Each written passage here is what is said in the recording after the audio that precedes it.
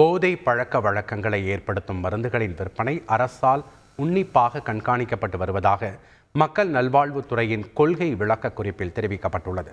போதைப் பொருட்களுக்கு எதிராக கடும் சட்ட நடவடிக்கை எடுக்கப்பட்டு வருவதாக மருத்துவம் மற்றும் மக்கள் நல்வாழ்வுத்துறையின் கொள்கை விளக்க குறிப்பில் தெரிவிக்கப்பட்டுள்ளது. போதை பழக்க வழக்கங்களை ஏற்படுத்தும் மருந்துகளின் விற்பனை அரசால் உன்னிப்பாக கண்காணிக்கப்பட்டு வருவதாக குறிப்பிடப்பட்டுள்ளது. அடிமை பழக்க வழக்கங்களை ஏற்படுத்தும் மருந்துகளை விற்பனை தொடர்பாக 2023 ஏப்ரல் 1 முதல் 2024 மே 31 வரை 505 வழக்குகள் பதியப்பட்டுள்ளதாக தெரிவிக்கப்பட்டுள்ளது. மருந்துகள் விதி 1945 மீறி அடிமை பழக்க வழக்கங்களை ஏற்படுத்தும் மருந்துகளை விற்பனை செய்ததற்காக சில்லறை மற்றும் மொத்த விற்பனையாளர்கள் மீது பதிவு செய்யப்பட்டுள்ளதாகவும் புகார் தெரிவிக்கப்பட்டுள்ளது. நீரிழிவு நோயினால் ஏற்படும் பாத பாதிப்புகளை தடுப்பதற்கான ஒருங்கிணைந்த பாதம் பாதுகாப்போம் திட்டம் 26.62 கோடி மதிப்பீட்டில் செயல்படுத்தப்படும் என்று அமைச்சர் மா. சுப்பிரமணியன் சட்டமன்றத்தில் அறிவித்தார். நாள்பட்ட நீரிழிவு நோயினால் பாதங்களில் உள்ள நரம்புகள் மற்றும் இரத்த நாளங்கள் பாதிப்படைவதால் பாதங்களில் உணர்ச்சியின்மை மற்றும் புண்கள் ஏற்பட்டு கால் இழப்புக்கு வழிவகுக்கும். இத்தகைய பாதிப்புகளை தொடக்க நிலையிலேயே கண்டறிந்து கால் இழப்பினை தடுக்கும் வகையில் ஒருங்கிணைந்த பாதம் பாதுகாப்போம் திட்டம் செயல்படுத்தப்பட உள்ளது.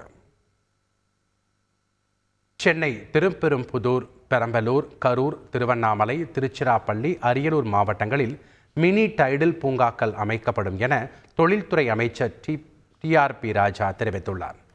தொழில் முதலீட்டு ஊக்குவிப்பு மற்றும் வர்த்தக துறையின் 23 புதிய அறிவிப்புகளை அவர் வெளியிட்டார். அதில் தமிழ்நாட்டில் தனியார் பங்களிப்புடன் சுற்றுலா தலங்களின் உள்கட்டமைப்பை மேம்படுத்தப்படும் என்று கூறினார்.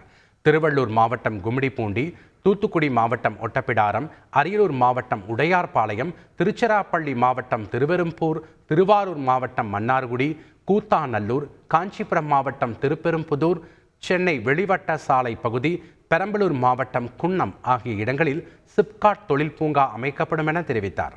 மாநிலத்தில் தொழில் வளர்ச்சியை ஊக்குவிக்கும் வகையில் தமிழ்நாடு தொழில் முதலீட்டு கழகம் மூலம் குறு, சிறு மற்றும் நடுத்தர தொழில் நிறுவனங்களுக்கு இந்த ஆண்டு 2100 கோடி ரூபாய் கடன் வழங்கப்படும் என்றும் அவர் தெரிவித்தார். ஆலங்குளம் சிமெண்ட் ஆலையில் எம்சாண்ட் உற்பத்தி ஆலை சுமார் 25 கோடி ரூபாய் திட்ட மதிப்பீட்டில் அமைக்கப்படும் என்பன உள்ளிட்ட அறிவிப்புகளை அவர் வெளியிட்டார். இந்து இஸ்லாமியர் இடையேயான உறவு முறை குறித்த விழிப்புணர்வை ஏற்படுத்தும் புத்தகம் ஒன்றை இந்து சமய அறநிலையத்துறை மூலம் வெளியிடப்படும் என அமைச்சர் சேகர் பாபு தெரிவித்துள்ளார். சட்டமன்றத்தில் ஒரு கேள்விக்கு பதிலளித்த அமைச்சர் சேகர் பாபு, ஆண்டாண்டு காலமாக இந்து இஸ்லாமிய நல்லுறவை வெளிப்படுத்தும் 20க்கும் மேற்பட்ட கோயில்கள் தமிழகத்தில் உள்ளதாகவும் இவற்றில் எந்த நடைமுறையையும் தவிர்க்க நினைப்போரை வீழ்த்தும் சக்திதான் திராவிட மாடல் அரசு என கூறினார். இந்துக்கள், இஸ்லாமியர்கள் சேர்ந்து வழிபடும் வழிபாட்டு கூடங்கள் தமிழகத்தில் பல இடங்களில் உள்ளதை சுட்டிக்காட்டினார். செய்திகளை உடனுக்குடன் தெரிந்து கொள்ள உடனே சப்ஸ்கிரைப் பண்ணுங்க.